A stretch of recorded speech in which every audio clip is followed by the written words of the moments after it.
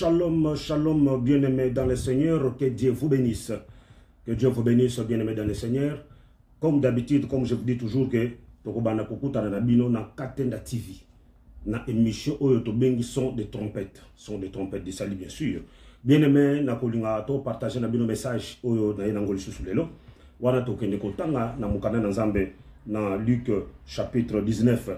Wana toko yeba eloko nini Nzambe azali kolobela biso. Nzambe apambola famille papa Christian lola ezali ko futa bien sûr pour soki Nzambe te mususu te Nzambe kaka yende azali ko pesa kimia pe azali ko pesa pe élévation na kati ya bafaye nyonso. Nzambe apambola pe bino nyonso obozali kolanda biso na Katenda TV. Bien-aimé, tokotanga na mukanda ona utikoloba Luc chapitre 19 mais na kobana na première verset jusqu'à 2 eza lisolo oyo bosi bo yebi o bosi bo tangi pe eza likambo ya Zaché wana na kokende kotanga na kombo na Yesu Masiya pe mobikisi nazali kobana na première verset eza likoloba boye Jésus était entré dans Jéricho et traversa vers la ville. Or un homme riche appelé Zaché, chef des collecteurs d'impôts, chercha à voir, puis était entendu Jésus-Christ. Je récapitule le verset 3.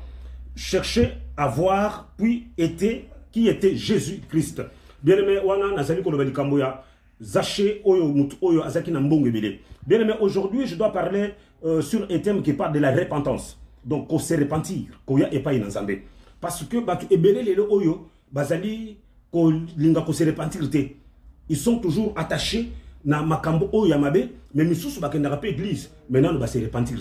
Ici, bien aimé, je parle d'un homme riche qui avait beaucoup de moyens, qui avait des possibilités.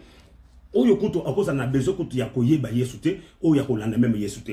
Parce que bato belé balobaka po bato mususu bayaka na église pour na mbongo. Bato mususu basambelaka po Nzambe apesa. Mais nazotala awa un homme riche, mais qui n'avait pas Jésus en lui, mais qui a entendu parler de Jésus-Christ. Il a dit, ah, il faut que de commun à Yesu. Bien aimé, Bible, les autres, ça, on a versé dans Otchikotanga, parce que si vous continuez jusqu'à 7e verset, là, vous allez comprendre la conversation. Parce que nous avons versé pour gagner du temps. Beaucoup qui continuent, gloire soit rendue à notre Seigneur Jésus-Christ. Eh bien, la Bible, elle a dit que Jésus était entré dans les villes qu'on appelait Jéricho. Mais quand il y a Jéricho, batu ebele babandi kolanda Yesu. Mais na kati ya ville wana mutumoko babengi Zaché ayoki kombo ya Yesu Masiya, un homme qu'on appelait Jésus-Christ, un homme qui guérit les gens, un homme qui parle de bonnes paroles, de langage spirituel. Alors il faut na mona mutu oyo babengi Jésus-Christ de Nazareth. Bien aimé, si koyo Zaché tango azokende kotala Yesu, moya ko ba place Yesu ezala kité parce que batu bazala kebele tellement que azaki mukuse moya amona ye ezala kité. Mais la Bible nous dit que qu'est-ce que Zaché a fait? Zaché a accueilli komata likolo ya nzete. Alléluia. Aki komata likolo ya nzete pour amona Yesu.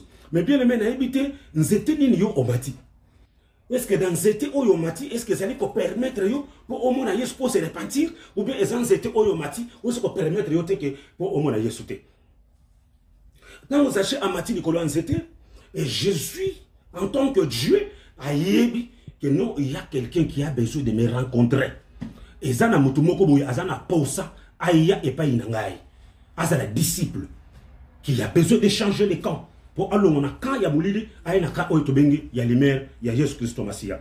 Bien aimé pour nous la bref na message oyo, tant Jésus Christ a comme mené à yebisi que Zaché descend. Kita likolo nzete omati. Bien aimé, nazali ko yebisa yo zali ko landangai. Kita nanu na nzete wan omati parce que nzete wan omati ezali ko permettre yo mona Yesu te.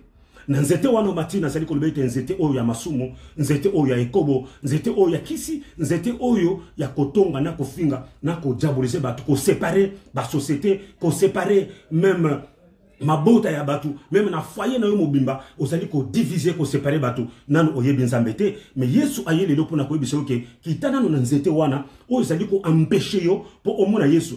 Bien sûr, vous avez la volonté, il y a comme Yesu, mais tu ne fais pas effort de descendre dans cet arbre que tu as monté. Donc, au Kenda, même église, vous avez même pasteur, même bien, il y a même des pasteurs qui vont maintenant se repentir. Nan ba yambi Yesu te. Mais alors, il faut que kita nanzete wana ya orgueil parce que orgueil mususu ozanango ezali ko lekse o yebi Nzambe te. Orgueil ozanango ezali ko lekse ke o yebi na Nzambe te, ozana besoin ya ko se repentir. Oto bengi brisement, ozala briser dans d'autres terres.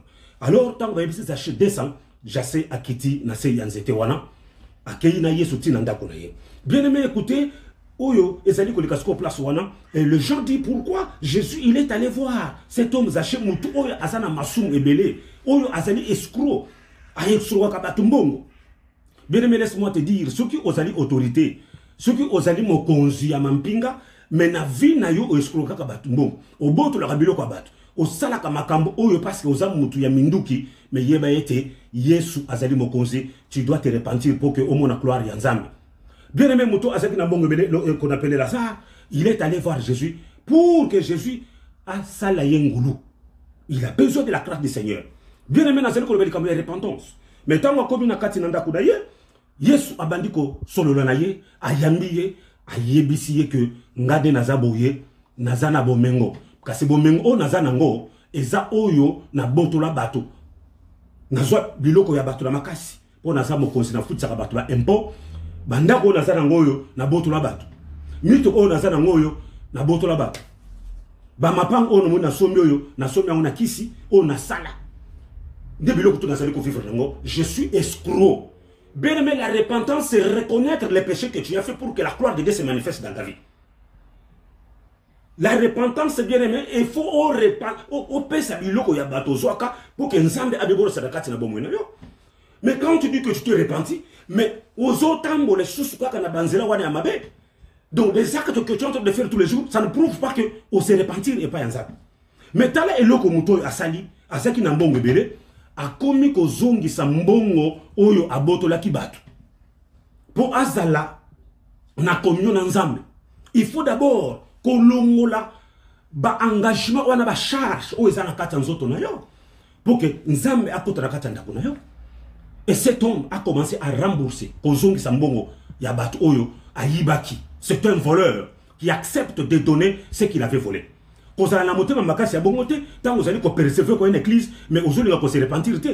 Quand on a le la Moïd Oyo Nanzeti à Ekulusu, Azali Koyebe, c'est Jésus-Christ qui, aux âmes en Nanzambe, c'est un miracle, le Kolo Yosa la Kabika, moi, tout le monde a Ekulusu, Tokende. Repentance, wana, même na Ekulusu, aux autres, on se repentir. Ozo sala kaka que non yo za mwana nsambe ko sala miracle nengo sala kawana après biso to longo na ikulus to kende. Mais l'autre qui était à côté, il a dit je te connais, tu es fils de Dieu. Limbi sangai, pardonne-moi parce que je suis pécheur.